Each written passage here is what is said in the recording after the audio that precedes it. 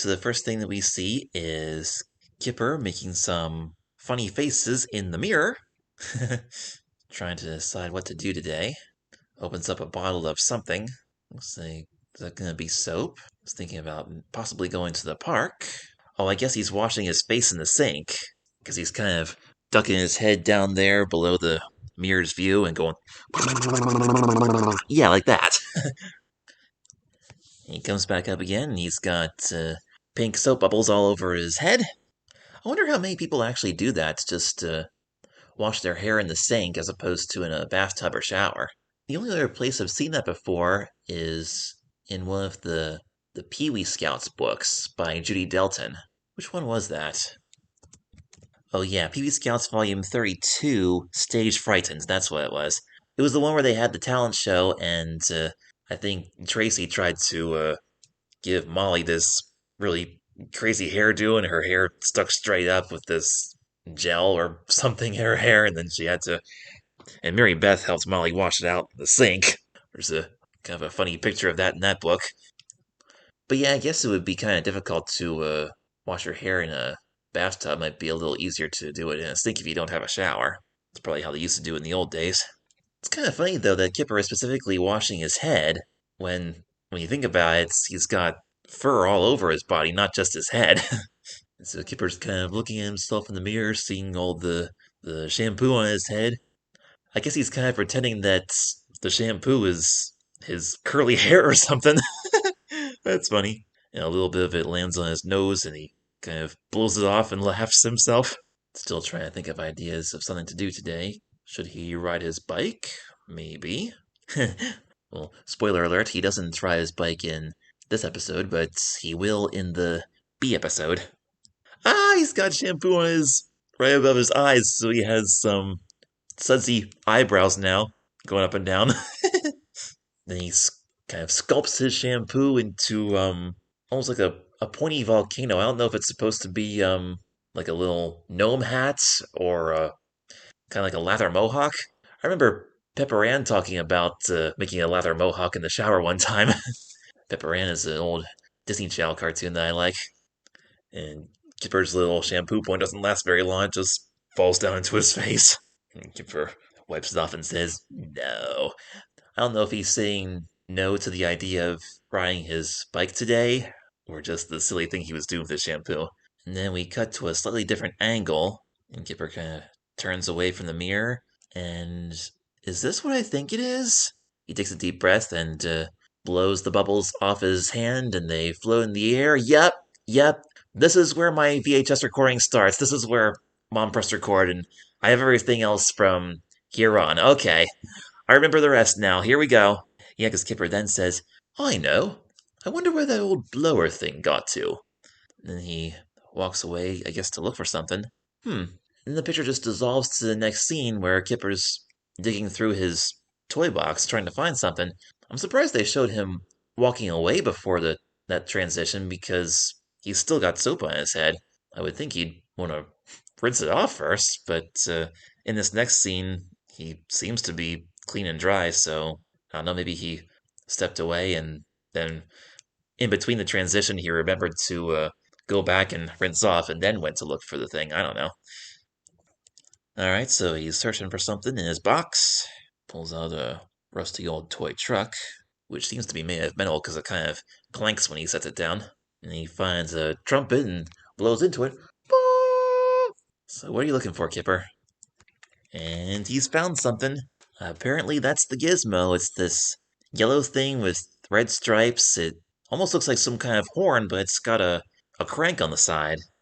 So now he's cranking it up, and he presses a red button, and air comes out. He points it to his face, and his ears flop all around. He says, "Wee!"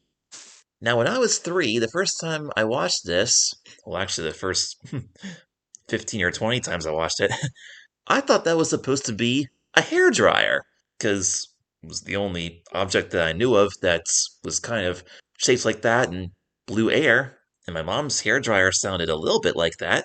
Of course, mom's didn't have that fancy looking fin on the top.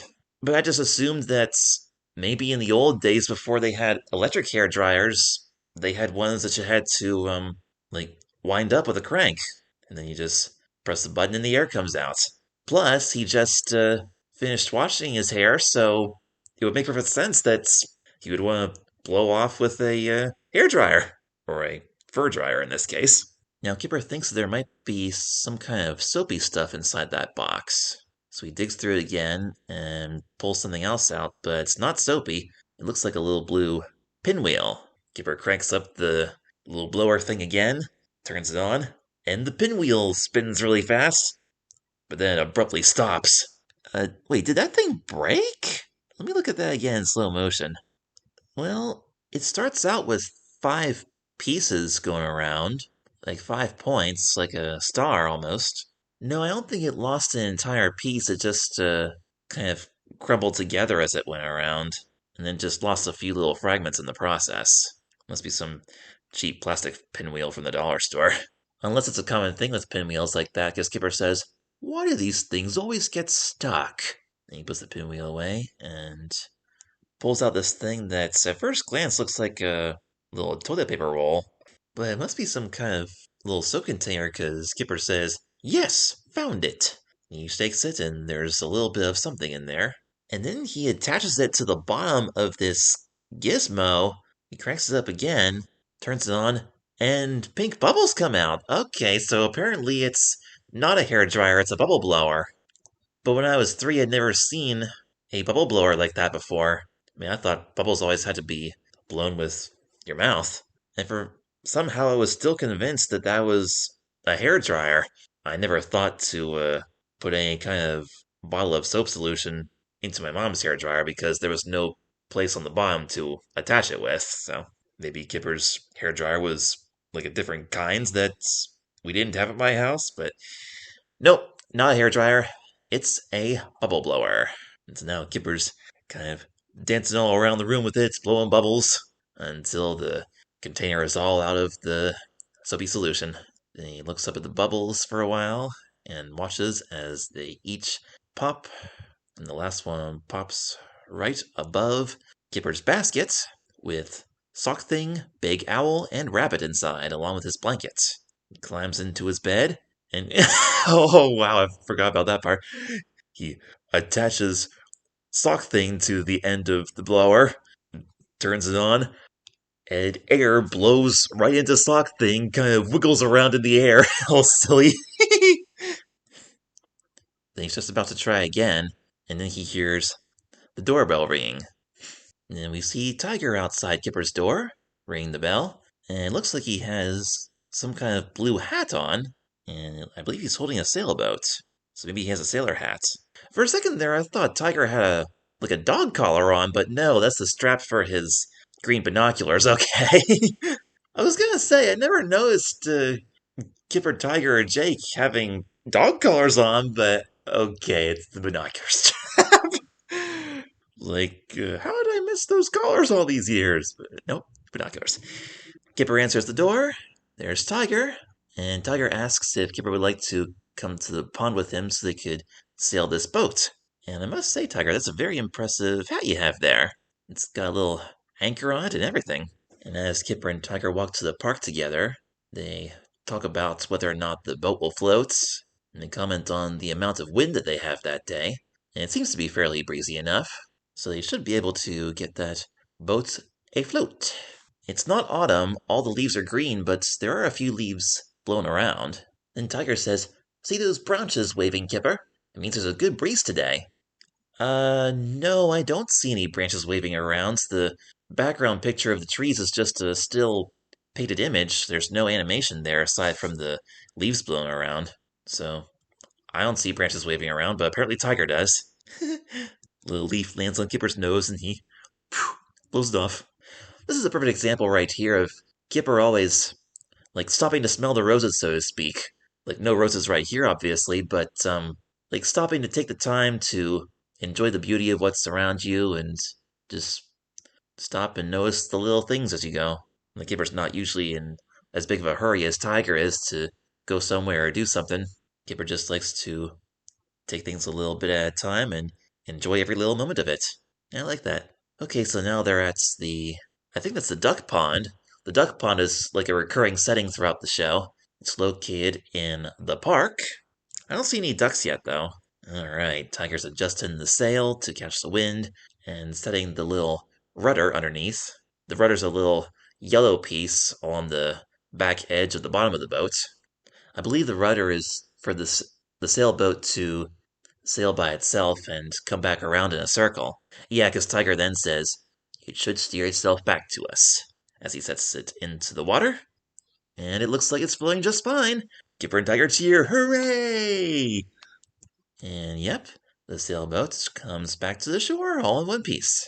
So now Kipper's going to give it a try. He sets the boat into the water. There it goes.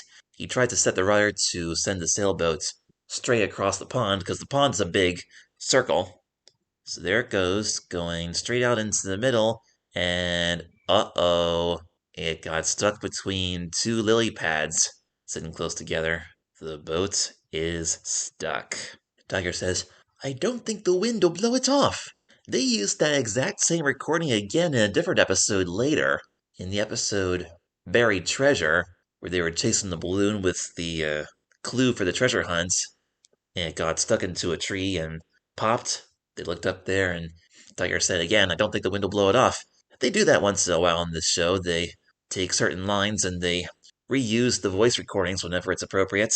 I guess they didn't think that any of the little kids would notice, but even when I was 3, I had a photographic memory. I can remember what every single little voice recorded sounded like, and I can tell when they used the same one twice. Buried Treasure is another episode that I have on this tape. We'll talk about that one later on this year. So Tiger ran off to try to find a stick to hopefully poke the boat out of the lily pads. It's the longest one he can find, but apparently the stick is not long enough. He slaps it down into the water, I guess hoping to make waves to sort of shake the water and shake the boat out, but to no avail. He hands the stick to Kipper and he tries, but his results are no better. Tiger's kind of worried now, doesn't think he'll ever get his boat back again. But then, Kipper has an idea. He tells Tiger to stay there and wait, and he runs back to his house. Okay, now Tiger's going to use his not dog collar binoculars. And a frog just hopped out of the water, hopped onto the lily pad next to the boat, and the frog is now on the boat! The boat has a passenger! That's cute! I wonder if that's the same frog that was in the episode The Rainbow Puddle, the magic frog.